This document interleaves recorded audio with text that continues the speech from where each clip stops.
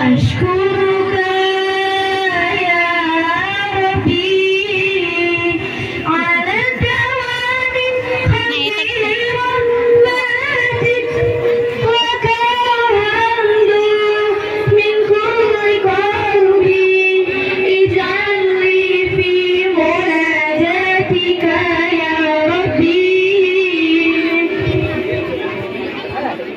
بسم الله الرحمن الرحيم السلام عليكم ورحمة الله وبركاته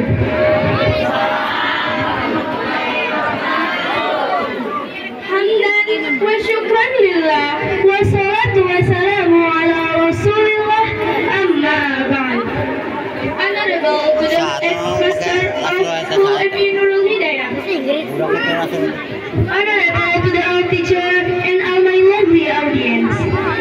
قبل كل شيء هيا على شكر الله جل جلاله الذي قد أعطاني فرصة غالية لأن أكتب أمامكم أجمعين.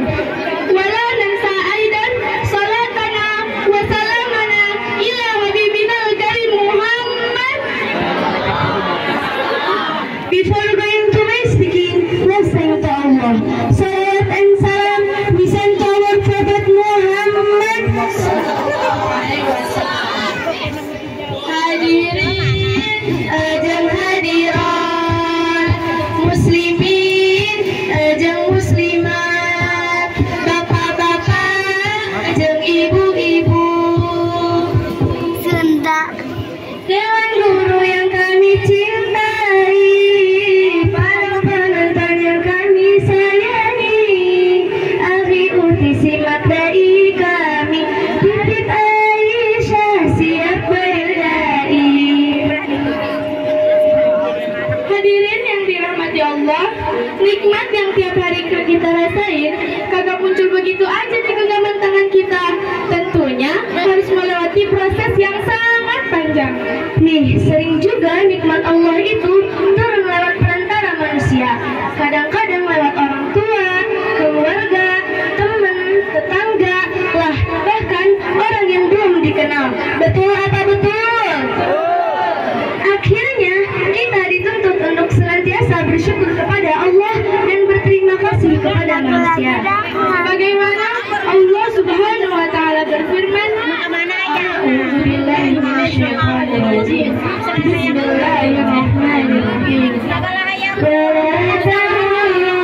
Sawal fadla bainakum innallaha bima ta'maluna basir.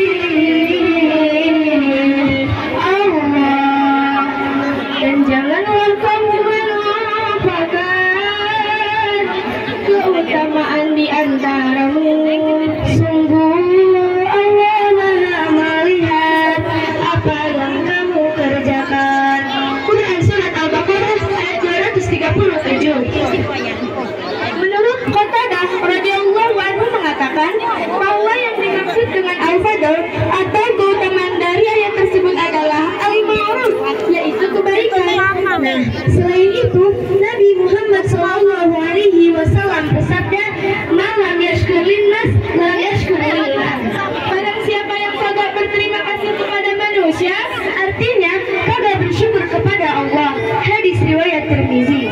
Yang dimaksud dengan hadis tadi, menurut Ibnu Athir rahimahumullah dalam karyanya An-Nihayatu fi Gharibil Hadis wal Athar, yaitu barang siapa yang memiliki tabiat kebiasaan mengingkari budi baik manusia dan tidak bersyukur atas kebaikan mereka, niscaya ia memiliki kebiasaan tabiat mengkufuri nikmat Allah dan tidak bersyukur atas nikmat-nikmatnya.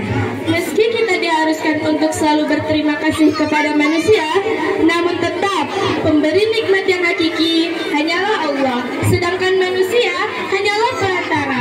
Maka kita harus berterima kasih kepada manusia karena itu sesungguhnya nikmat dari Allah. Berterima kasihlah atas orang yang telah berbuat baik kepada kita sekecil apapun, walaupun hanya membantu atau memberi selsa, sebatang sabun, selusi, selembar sirih, susu, segelas susu, selesai, susi sendok, seso, sebuah sebelah, sase, sehari gandum sembur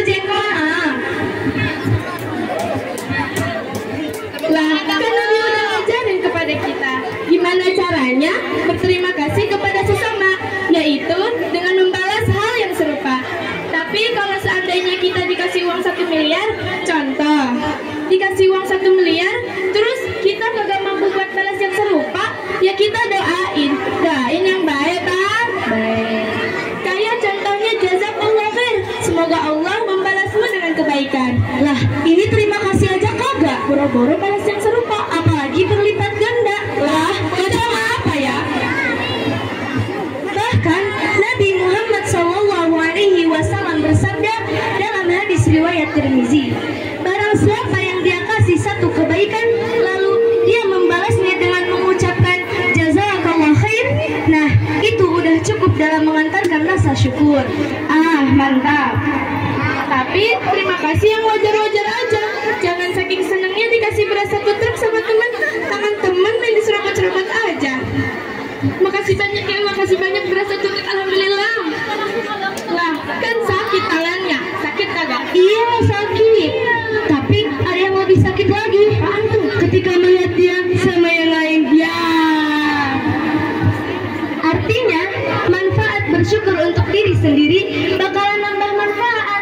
Nah, kalau kita kufur, akibatnya juga buat diri kita sendiri bakalan mengurangi nikmat.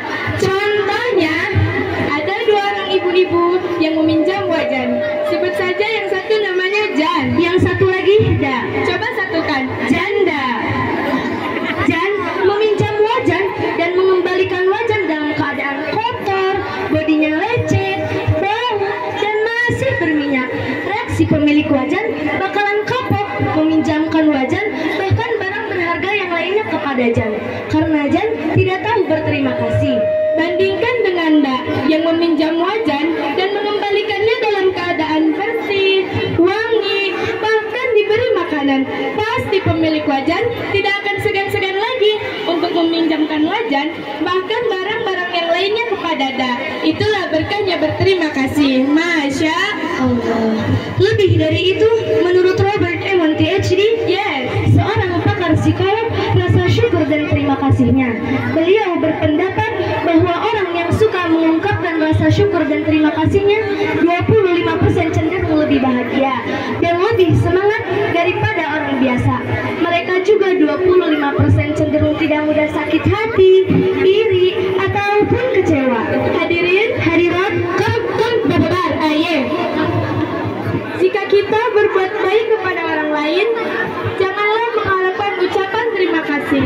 Tapi kalau orang lain berbuat baik kepada kita, ucapkanlah terima kasih. Mari kita berterima kasih atas kebaikan yang kita raih. Doakan dengan ikhlas dan fasih. Balaslah dengan amal solih untuk orang yang tanpa pamrih, seperti perjuangan papi dan pengorbanan mami. Guru yang mengajar, mendidik, melatih teman setia dalam senang dan sedih, apalagi membantu dengan gigih di saat keadaan kita merintih, letih, pedih, perih, sedih. Hadirin yang dirahmati Allah, oleh karena itu, mari kita berterima kasih kepada manusia dan bersyukur kepada Allah supaya nikmat bertambah, hidup sejahtera dan damai. Kayak kita dong. Doakan kami di pondok, doakan kami bertarik. Misalnya kami hafal Quran, pastikan hadirin bilang amin. Soal kami alhamdulillah, lama-lama bisa bersih. Siapa yang tahu air bermimpi, doakan kami di sini. Kalau kita bilang ada pantun nih, jawabnya apaan tuh? Bisa? Ada pantun nih. Meledak. Makan pagi sambil nonton Marsha. Cakep. Ada itik duduk berdua,